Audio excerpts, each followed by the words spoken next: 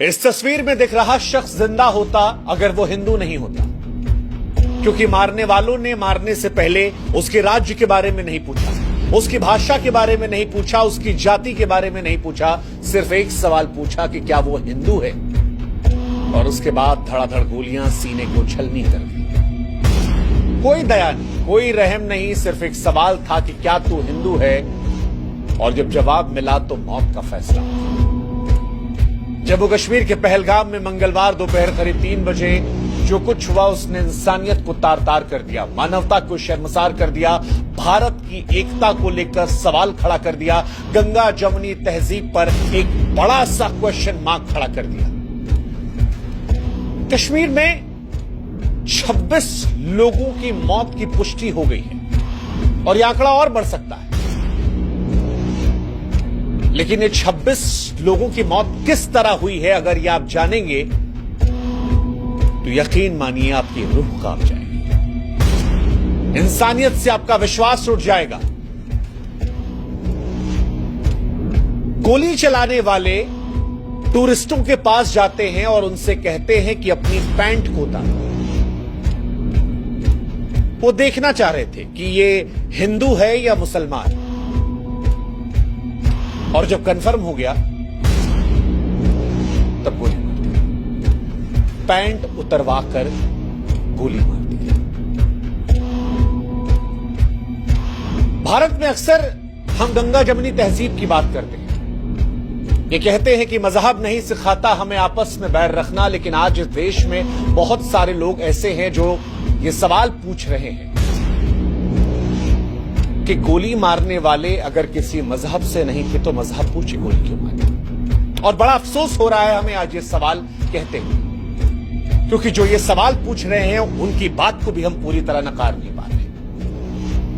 चंद रोज पहले हम कश्मीर के अंदर थे और हजारों लोगों से मिल रहे थे, बेशुमार मोहब्बत हमें भी मिली थी, लेकिन उसी कश्मीर में वो लोग भी हैं जो मजहब, जो धर्म देखकर लोगों को कत्ल कर रहे हैं। और इसी वजह से आज बड़े अफसोस से हम कह रहे हैं कि इस सवाल को हम चाह कर भी नकार देंगे, क्योंकि जिन्हें मारा गया उनके साथ कोई बहस नहीं हुई, कोई सवाल नहीं पूछा गया, इंसानियत को नहीं देखा गया। और इसीलिए हम बड़े अफसोस से कह रहे हैं कि यह हत्या नहीं, ऐलान था, ऐलान था कश्मीर में हिंदू होने का, कि अगर आप हिंदू हैं तो कश्मीर में यह जुर्म है। ना जाति पूछी गई, ना भाषा पूछी गई, ना राज्य पूछा गया, सिर्फ एक सवाल, तू हिंदू है, मौत के घाट उतार। इसे आप टारगेटेड किलिंग से आगे बढ़ाकर सुनियोजित नरसंहार की संज्ञा दे सकते हैं। मंजुनाथ राव, कर्नाटक का एक परिवार जो यहां पहुंचा था, उसमें मंजुनाथ राव जो है वो अपनी पत्नी पल्लवी और बेटे के साथ कश्मीर देखने पहुंचे। हम सबकी नजर में कश्मीर भारत का ताज है, कश्मीर वो स्थान है जो दुनिया में जन्नत की निगाहों से देखा जाता है, और शायद ये परिवार भी जन्नत देखने पहुंचा था, मगर इसे एहसास नहीं था कि हिंदू होकर जन्नत देखने जाना उसकी जिंदगी पर भारी पड़ सकता है। आतंकवादी पहुंचे, उससे नाम पूछा, पता लगा हिंदू है, अगले पल उसकी छाती पर गोलियां मार दी। उसकी पत्नी और बेटे की आंखों के सामने उसे गोलियां मार दी गई। पत्नी चीखती रही, चिल्लाती रही, ये कहती रही कि तुमने मेरे पति को मार डाला है, मुझे भी मार डाला। इसके बाद जवाब आता है कि नहीं, तुझे जिंदा रहना है, जा मोदी को बता दे। शब्द नहीं मेरे पास, शब्द नहीं है, आत्मा चिंता कर रही है। हम इस देश में दिन रात संविधान की दुहाई देते हैं। संविधान कहता है कि हम सब एक हैं, बराबर हैं, मगर आतंकवादियों का संविधान वो कहता है कि हिंदू काफिर है, उसे सांस लेने का हक नहीं। वो कहता है कि अल्लाह का फरमान है कि हर काफिर का खून बहा दो। बांग्लादेश से बंगाल और कश्मीर तक मारने वाले भी वही, मरने वाले भी वही, और ये बड़े अफसोस के साथ लेना पड़ रहा है, बड़े अफसोस के साथ लेना पड़ रहा है। ऐसा नहीं कि इस आतंकवादी घटना के जरिए इस देश के हर मुसलमान को हम निशाना बना रहे हैं, लेकिन आज इस घटना का जो विरोध नहीं करेगा, सवाल उस पर उठेगा, क्योंकि आज ये हत्या मजहब की वजह से हुई है।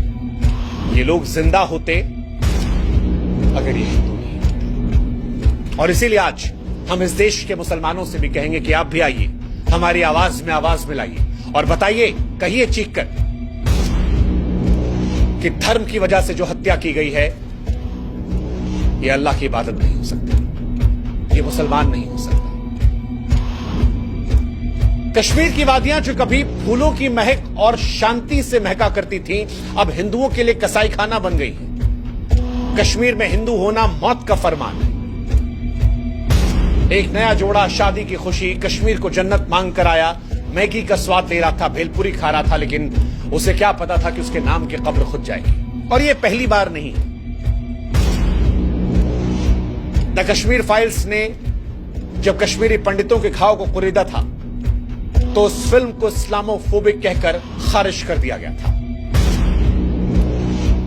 कुछ तारीखों के हेरफेर को लेकर पूरी घटना को इंकार कर दिया गया था।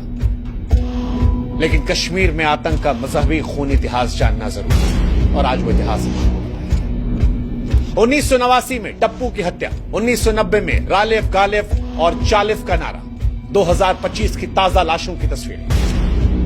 ऐसा लगता है कश्मीर में हिंदुओं के खून को बहाना रिवाज बन गया है। लश्कर से लेकर डीआरएफ, हिजबुल, सब ने सिर्फ और सिर्फ एक मजहब का खून पिया है, और वो है 1989 से ही कश्मीर